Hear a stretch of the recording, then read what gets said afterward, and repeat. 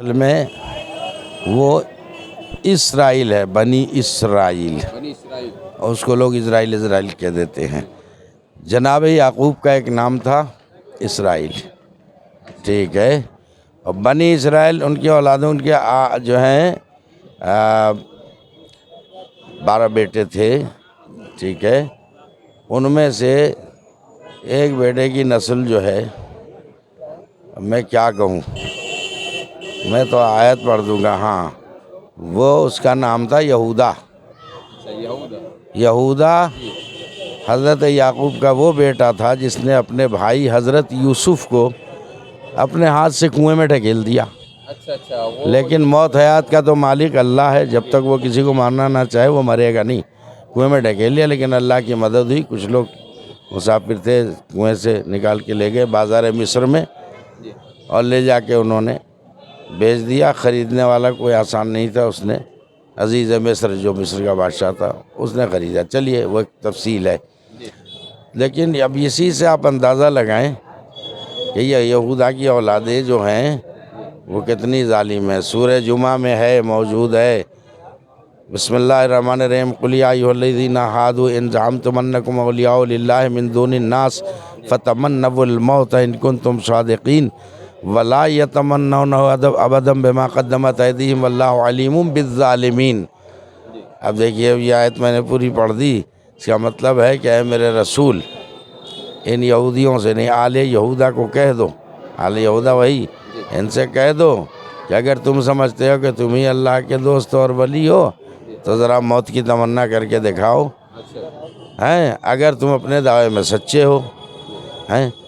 اس کے بعد خود اللہ اس آیت کے آگے کہہ رہا ہے وَلَا يَتَمَنَّوْنَهُ ابدا، ہرگز ہرگز یہ لوگ موت کی تمنا نہیں کر سکتے۔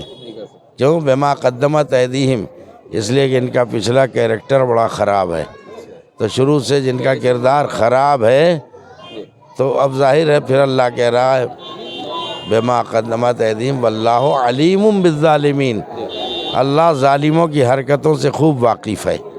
تو جب اللہ ظالموں کی حرکتوں سے واقف ہے تو وہ مظلوموں کی مدد کرنے کا اختیار بھی رکھتا ہے، اور ظالموں سے انتقام بھی لینے کا اختیار رکھتا ہے، چونکہ وہ جانتا ہے اچھی طرح سے کہ ظالم کون لوگ ہیں۔ تو آج ظلم، اب آج جو ظلم ہو رہا ہے وہ اس سے اب کوئی دنیا میں بے خبر نہیں ہے۔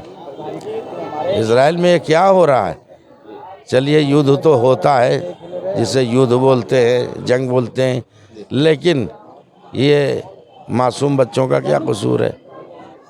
کتنے کس طرح سے ان کے ہاتھ سے ان کو کھانا نہیں، اتیاچار ہے، بہت بڑا اتیاچار ہے یہ۔ معصوم بچے چاہے کسی دھرم کے ہوں، کسی قوم کے ہوں، بھائی ان کا کیا قصور ہے؟ اور انہیں کس طریقے سے چیتھڑوں کی طرح اڑا دے رہے ہیں، اور اگر وہ بچے ہوئے ہیں تو ان کو بھوکا پیاسا مار رہے ہیں۔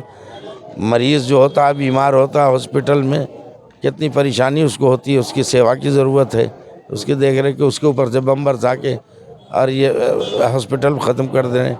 مطلب یہ ہے کہ دیکھیے، ایک جملہ آخر میں کہہ رہا ہوں، انسان انسان انسان لفظوں کا بولنا آسان ہے، سمجھنا بہت مشکل ہے۔ انسان عربی لفظ ہے۔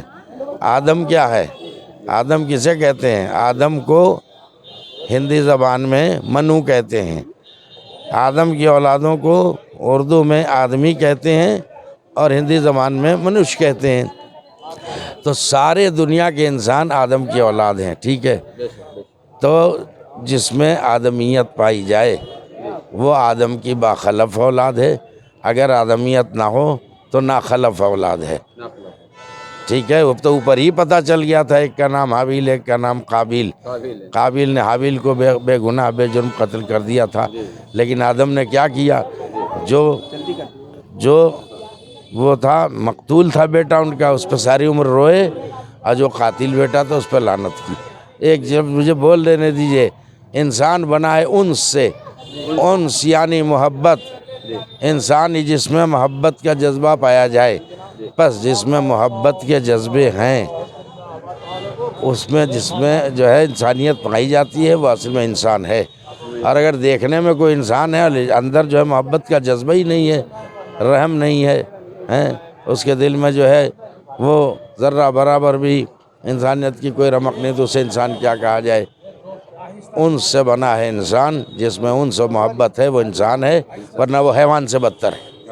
بہت بہت شکریہ، آپ نے جنتا ونتا کو اتنا قیمتی وقت دیا. شکر گزار رہے گا جنتا ونتا.